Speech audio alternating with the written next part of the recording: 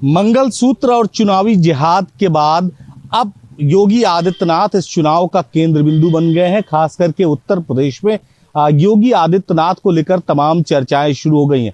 विपक्ष जहां ये दावा कर रहा है कि योगी आदित्यनाथ अब इस चुनाव के बाद मुख्यमंत्री नहीं होंगे, तो वहीं भाजपा ने दूसरी तरफ भरोसा एक बार फिर जताया है और उनको मुख्यमंत्री दूसरे कार्यकाल में बनाया है और आगे भी वो मुख्यमंत्री रहेंगे। लगातार इस बात को लेकर पॉलिटिकल पार्टी की तरफ से यानी भाजपा की तरफ से दावे भी किए जा रहे हैं। योगी आदित्यनाथ एक बार चुनाव का केंद्र बिंदु बन गए हैं। किस तरह से देख रहे हैं आप? इस वक्त जो चुनाव हो रहा है, हम इस चुनाव के जो अभी आपने बताया कि नहीं उनको सीएम पद से अब इसके बाद छुट्टी कर दी जाएगी, तो इसमें कोई असंयोग तो नहीं है। जिस तरीके का माहौल उत्तर प्रदेश में बनता जा रहा है, अभी 2 चरणों के चुनाव बाकी हैं, 5वें चरण का चुनाव होना है परसों, तो इस तरीके से कोई असंयोग तो नहीं है। योगी आदित्यनाथ चर्चा का विषय पूरे चुनाव में बने हुए हैं। इतनी सियासत योगी के नाम पर क्यों? योगी उत्तर प्रदेश में एक अच्छा काम कर रहे हैं, बस केवल बेरोजगार इनसे परेशान हैं और इनका काम बढ़िया है, बस यही मेरा कहना। ठीक है। योगी आदित्यनाथ ने उत्तर प्रदेश में जो काम किया है उसी के आधार पर बीजेपी चुनावी मैदान में है और उसके साथ ही जो केंद्र सरकार की योजनाएं हैं, लेकिन योगी आदित्यनाथ को लेकर इतना सवाल विपक्ष क्यों खड़ा कर रहा है? इसीलिए कि योजनाएं कुछ है ही नहीं, कोई चीज़ का कुछ समर्थन ही नहीं है, इसीलिए जो है विपक्ष आगे आ रहा है। इसीलिए विपक्ष आ रहा है कि जो अगर आप 10 साल की कार्यकाल में अगर कुछ किए होते आम पब्लिक के लिए, तो आज फिर आपको सिंहासन पर बैठाया जाता। जब आप कुछ कर ही नहीं रहे तो क्या करें? विपक्ष कह रहा नीचे आप भागिए चुपचाप, कहानी खत्म हो। योगी आदित्यनाथ के शासन की तो चर्चा जो है पूरे देश में हो रही है। विपक्ष कह रहा है कि वो अब मुख्यमंत्री नहीं रहेंगे इस चुनाव के बाद। ये विपक्ष का जो है झूठा बयानबाजी है और ये जहाँ से आवाज़ उठी वे काफ़ी दिनों से लगभग 15-20 दिन जेल में रहे और जेल में रहने के कारण इनका दिमाग खिसक गया है और नो डाउट ये अब डिप्रेशन में है और डिप्रेशन वाला व्यक्ति क्या बोल दे इसका कोई भरोसा नहीं है। लिहाजा हमारे जो माननीय मुख्यमंत्री जी हैं, ये जो भी योजनाएं पूरे प्रदेश में इतनी समय चल रही हैं केंद्र और राज्य की, उसमें इनका विशेष सहयोग है और उस सहयोग के वजह से हमारे यहाँ नारियाँ जो है आज सुरक्षित हैं, हमारी जनता सुरक्षित है। पता चला आए दिन पहले के समय में लोग हर चौराहे पर मारपीट हुआ करता था, हर जगह पर जो है गुंडा राज चला करता था। इन गुंडा राज को समाप्त करने के कारण जो विपक्ष है गुंडों की वजह से कमाते थे और वो गुंडे जो अब समाप्त हो रहे हैं, इसी से विपक्ष बहुत नाराज़ है और उसका नाराज़ होना स्वाभाविक तो है, क्योंकि वो हमेशा जो है आतंकवादी और बदमाशों का ही सहयोग की वजह से ये हमेशा सत्ता में आते रहे हैं और उनका ही सफाया किया जा रहा है, जिससे बहुत दुखी हैं। जैसा कि जहाँ से आवाज़ आई थी वो भी खालिस्तानियों के साथ में है, खालिस्तान समर्थक हैं और खालिस्तान समर्थक होने के साथ साथ इन्होंने खालिस्तानियों को पैसा भी दिए हैं, जिसका जो है सारा देश नहीं सारी दुनिया जान रही है और इस वजह से ऐसा उन्होंने ऐसा कह रहे हैं कि यहाँ से योगी आदित्यनाथ हटा दिए जाएंगे। ऐसा कहीं कुछ भी नहीं होने वाला है, इनका केवल सोच है। कारण कि वो जेल में रहने के नाते अब डिप्रेशन में हैं, तो अब ऐसा तो कहते ही रहेंगे और उनका कहना लाजिम भी है। और फिर 10 दिन के अंदर जैसे ये इलेक्शन ख़त्म होगा, ऐसा नहीं है कि ये छोड़ दिए गए हैं, ये फिर जेल के अंदर जाएंगे। फिर जब दोबारा जाएंगे हो सकता है उनका दिमाग जब तक सही ना हो तब तक आप छोड़े न जाएं। ठीक है। माफिया राज एक बड़ा मुद्दा रहा है उत्तर प्रदेश में, लेकिन अब मुख्यमंत्री के उसी माफिया राज को जो उन्होंने खत्म किया उसको लेकर विपक्ष आरोप लगा रहा है कि कानून व्यवस्था पर कोई काम नहीं हुआ। क्या वाकई उत्तर प्रदेश में कानून व्यवस्था पर कोई काम नहीं हुआ? नहीं, कानून व्यवस्था पे तो काफ़ी काम होगा और इस समय योगी आदित्यनाथ पे आरोप इसलिए लग रहा है कि वो उनकी कुछ जात बिरादरी के गुंडे हैं जो उनको समर्थन भी कर रहे हैं और खुलेआम घूम भी रहे हैं, तो ये आरोप उनके ऊपर है। और इस पे उन्हें सुधार करना चाहिए, चाहे ब्रजभूषण शरण सिंह हो या ब्रजेश सिंह हो या धनंजय सिंह हो या अभय सिंह हो। ये क्रमशः उनकी जाति के ही एक गुंडे हैं, बदमाश हैं, इन पे कार्रवाई नहीं हो रही। ठीक है, मुद्दा योजनाएं रही सरकार की योजनाएं जनता के बीच में पहुंची और बीजेपी उसी के नाम पर जो है लोगों से वोट की अपील कर रही है। किस तरफ जाता हुआ चुनाव देख रहे हैं आप? देखिए, जो योजनाएं हैं धरातल पे एक भी नहीं उतरी है।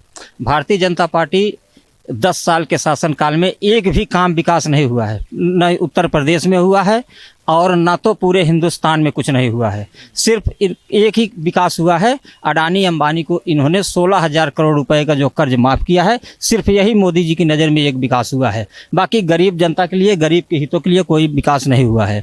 और दूसरा सवाल कि योगी आदित्यनाथ को जो हटाने की बात है, योगी आदित्यनाथ को भारतीय जनता पार्टी ने बनाया ही कहाँ सीएम था।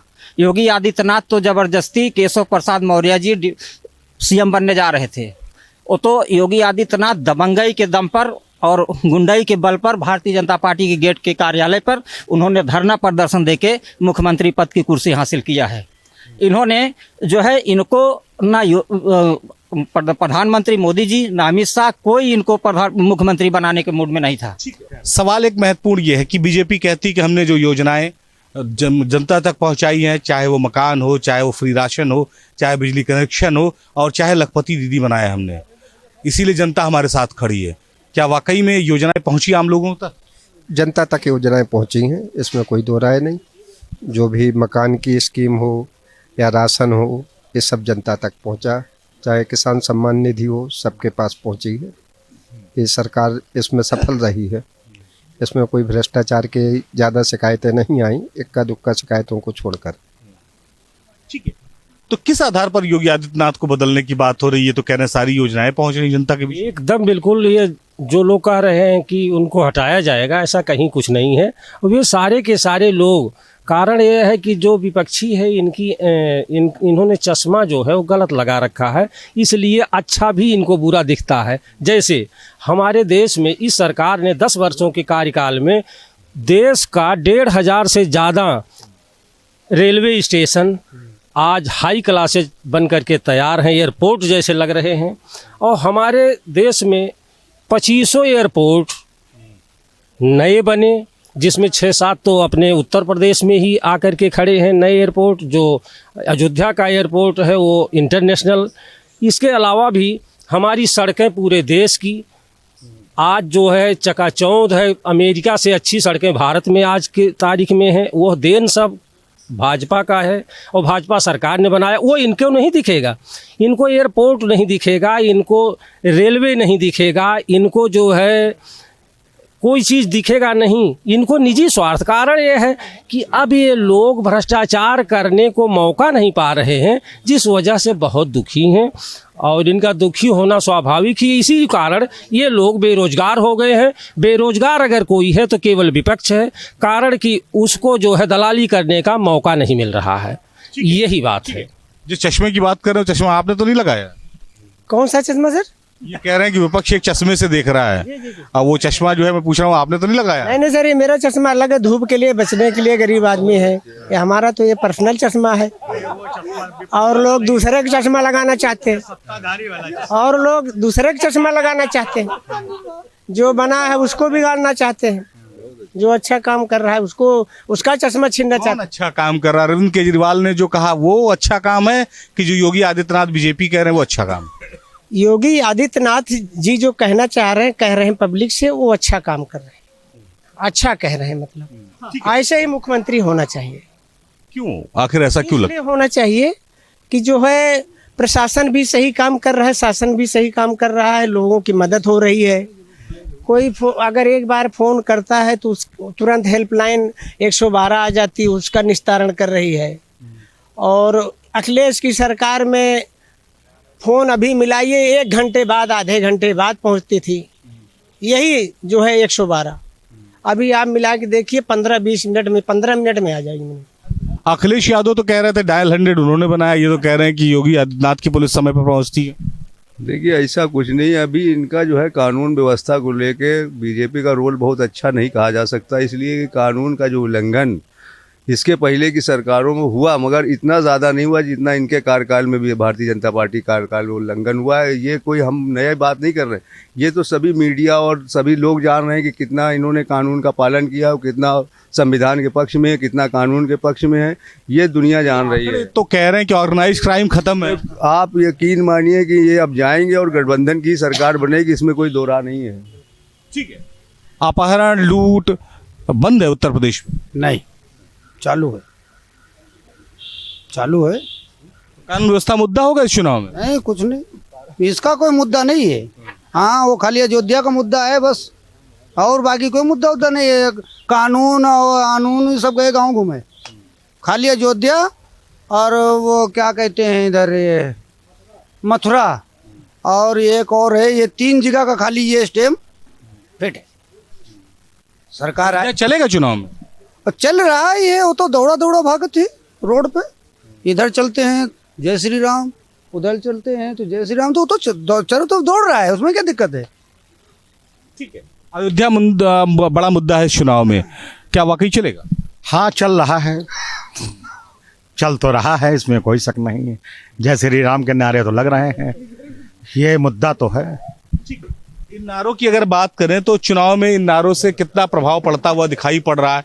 क्योंकि योगी आदित्यनाथ एक कट्टर हिंदू के तौर पर देखे जाते रहे हैं। पहले जब से उत्तर प्रदेश के सीएम बने, उन्होंने हिंदुत्व को लेकर कई बयान भी दिए और कोशिश उनकी रहती है कि जो मुद्दा है भारतीय जनता पार्टी का, जो मुद्दा है वही मुद्दा उनका हो।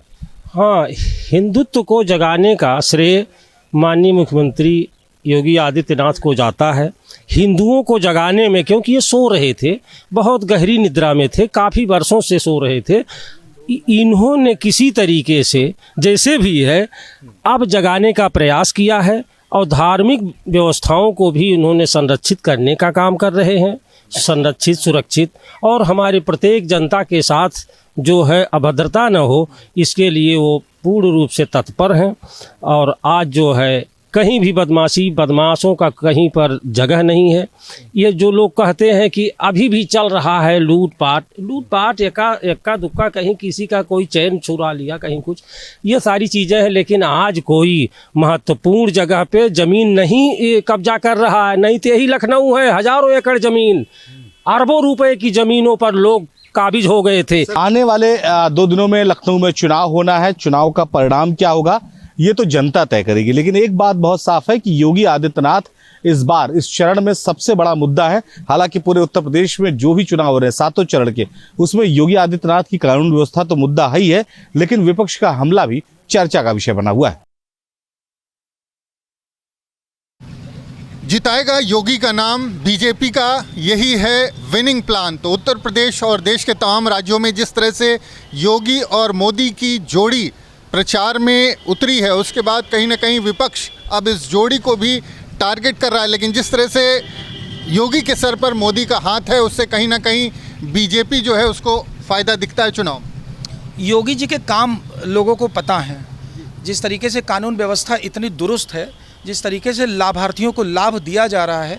आप ध्यान दीजिए कि एक महिला के घर सर पे छत मिलना, फिर उसको सुबह उठने के बाद नल मिलना, उसके बाद घर के बाहर शौचालय मिल जाना, उसके बाद उसको जो बिन के ले आती थी, आग जलता था तो घर में खाना बनता था, उसे उज्ज्वला गैस की योजना मिल जाना, उसके बाद उसको स्वास्थ्य बीमा का कार्ड मिल जाना, उसकी ज़मीन के उसकी मिट्टी का कार्ड मिल जाना।